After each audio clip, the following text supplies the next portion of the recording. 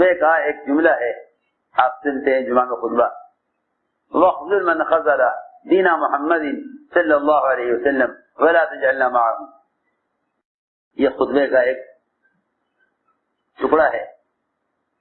اللہم انصر من نصر دین محمد صلی اللہ علیہ وسلم واجعلنا منہم واخذل من خذل دین محمد صلی اللہ علیہ وسلم اللہم لا تجعلنا معهم۔ ہر جمعہ میں یہ خطبے کا جملہ سارے مسلمانوں کو، اس لیے کہ وادی مسلمان ہی نہیں ہے جو جمعہ کی نماز میں شرکت نہ کرے، جمعہ کی نماز کا بلا عذر چھوڑ دینا کفر کی طرف لے جاتا ہے، بلکہ جو جمعہ کی نماز چھوڑ دے، جو جمعہ کی نماز چھوڑ دے اس کا کوئی عمل قبول نہیں ہوتا اللہ کے یہاں، نہ حج، نہ زکوٰۃ، نہ صیام، نہ روزہ، نہ کوئی ذکر، نہ تلاوت، نہ کوئی عبادت، نہ کوئی عمل خیر، کوئی عمل اللہ کے یہاں قبول نہ ہوگا اس شخص کا جو جمعہ کی نماز چھوڑ دے، چاہے جمعہ کی نماز کی جگہ اس کے گھر سے 1 میل یا 2 میل یا 3 میل کے فاصلے پر ہو۔ یہ فرمایا حدیث میں نے عرض کیا کہ یہ جمعہ کی نماز میں خطبے میں سنتے ہیں اللہم انصر من نصر دین محمد صلی اللہ علیہ وسلم واجعلنا منہم، اے اللہ تو اس شخص کی مدد کر جو تیرے دین کا مددگار ہے، جو تیرے دین کا مددگار ہے، اور اے اللہ تو اس شخص کو بغیر مددگار چھوڑ دے، اس کا ساتھ چھوڑ دے، اس کی مدد نہ کر یہ تیرے دین کا مددگار نہیں ہے۔ ہماری بات توجہ سننا جا کر نتیجہ کیا نکلا کہ جو آدمی اپنی ذات سے پورے دین پر چلتا ہے، نماز بھی پڑھتا ہے، روزہ بھی رکھتا ہے، حج بھی کر لیا ہے، زکوٰۃ بھی دیتا ہے، روزہ بھی رکھتا ہے، سچ بولتا ہے، حلال کماتا ہے، کسی کو ستاتا نہیں ہے، کوئی گناہ نہیں کرتا، کوئی گناہ نہیں کرتا اور سارے اعمال خیر کرتا ہے، لیکن دوسروں کو خیر پر آمادہ نہیں کرتا، دوسروں کو دعوت نہیں دیتا، دوسروں کو دعوت نہیں دیتا، خود سے اپنی ذات سے سارے نیک اعمال کرتا ہے۔ مولانا علی صاحب فرماتے تھے یہ آدمی دیندار تو ہے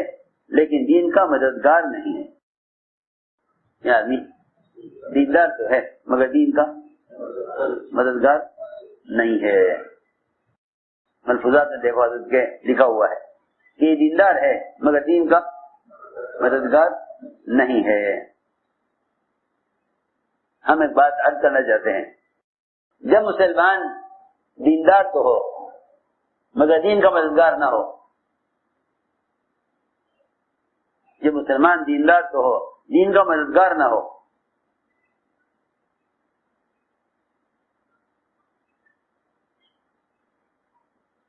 ہماری بات توجہ سننا، ایک آدمی کے پاس مال ہے،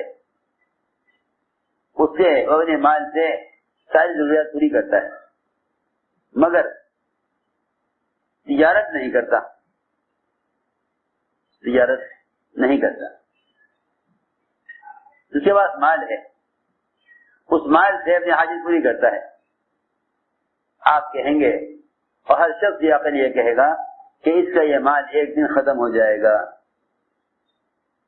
اگر یہ دوسروں کو اپنے اس مال کی طرف، اپنے سامان کی طرف دوسروں کو دعوت دیتا رہے گا تو تجارت کے ذریعے اس کی آمدنی ہوتی رہے گی، اس سے ضرورت کے پورا ہونے کے لیے اس کا بھی اور اس کی اولاد کا بھی ہمیشہ انتظام باقی رہے گا۔ یہی بات ہے نا، یہی بات ہے نا۔ سامان تو بہت ہے، اس کو بیچ کر کھاتا رہے لیکن یہ ختم ہونا ہے۔ جب تک یہ اپنے سامان کی طرف دوسروں کو دعوت دے کر اپنے سامان کو بیچے گا نہیں اور دوسروں کو پیش نہیں کرے گا، اس وقت تک یہ اپنی اس موجودہ پونجی سے ہمیشہ فائدہ اٹھانے والا نہیں ہو سکتا۔ میں مثال دے رہا کہ آدمی اپنی ذات سے عمل تو کر رہا ہے، یہ عمل کی استعداد ہے، لیکن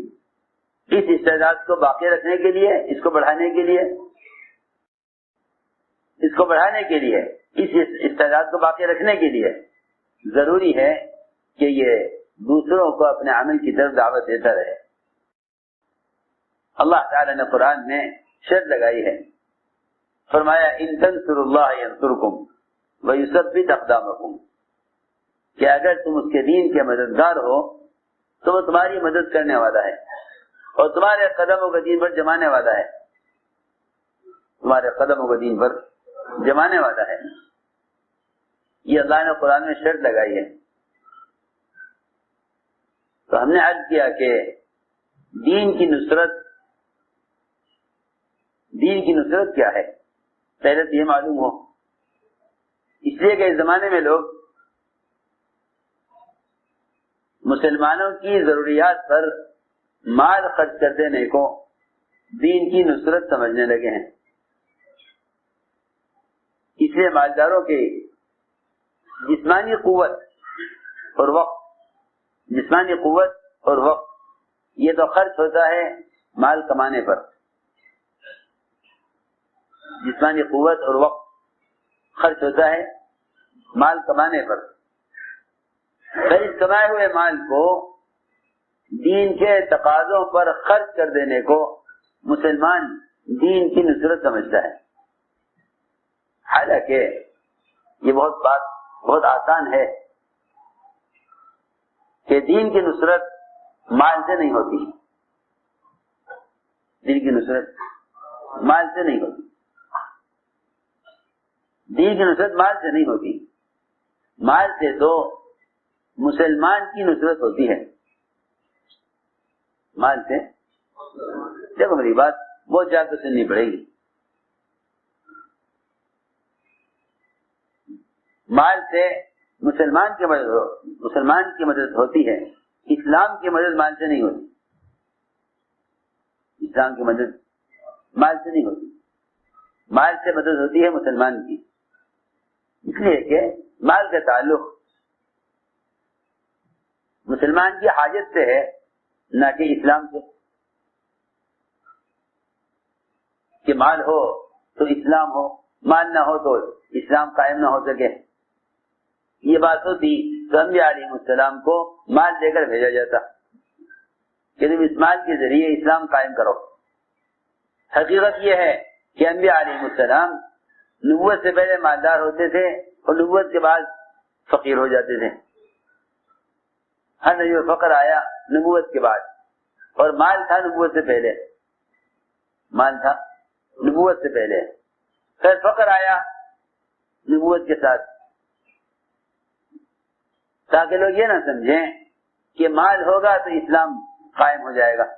میں کچھ عرض کر رہا تھا